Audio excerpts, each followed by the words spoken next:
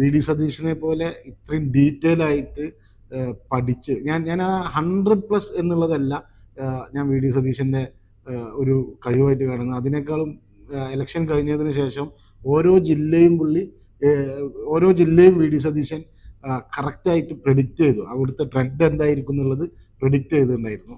അത് ഒരു ഇലക്ഷൻ ഒരു ഇലക്ഷൻ എഞ്ചിനീയർക്ക്, ഇലക്ഷൻ മാസ്റ്റർക്ക് പറ്റുന്ന കാര്യമാണ്. ഞാൻ മുമ്പ് ഒരു വീഡിയോയിൽ സൂചിപ്പിച്ചിട്ടുണ്ടായിരുന്നു. UDF ഇപ്രാവശ്യം ചെയ്തിട്ടുള്ള കാര്യം എന്ന് പറയുന്നത് അവർ മൈക്രോ എഞ്ചിനീയറിംഗ് ആണ് യഥാർത്ഥത്തിൽ നടത്തിയത്. ആ സ്ഥലത്ത് എന്താണോ വേണ്ടത് അതിനനുസരിച്ചുള്ള ഒരു മൈന്യൂട്ടായിട്ടുള്ള എഞ്ചിനീയറിംഗ് വി ഡി സതീശൻ്റെ നേതൃത്വത്തിൽ, ഒരു സോഷ്യൽ എഞ്ചിനീയറിംഗ് വി ഡി സതീശൻ്റെ നേതൃത്വത്തിൽ അവർ നടത്തിയിട്ടുണ്ടായിരുന്നു.